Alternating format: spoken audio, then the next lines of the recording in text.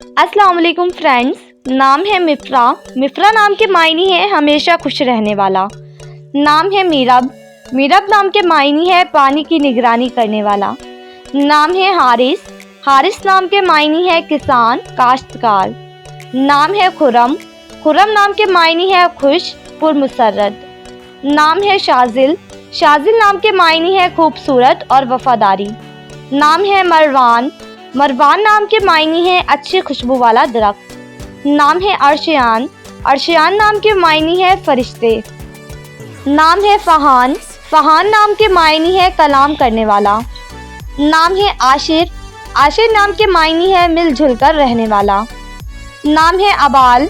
अबाल नाम के मायने है गुलाब का लाल फूल। नाम है समीन। मायने है पाकीज़ा गुफ्तगू करने वाला। नाम है अफ़ान। अफ़ान नाम के मायने है माफ़ करने वाला। नाम है कियाफ। कियाफ नाम के मायने है फितरत और आदत। नाम है मारिफ। मारिफ नाम के मायने है नामूर और मशहूर।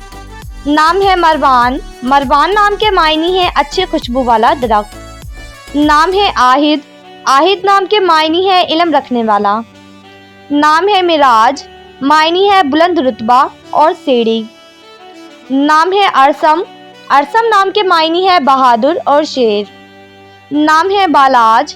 बालाज नाम के मायने है रोशन और चमक। नाम है वरियाम। वरियाम नाम के मायने है एक वली का नाम।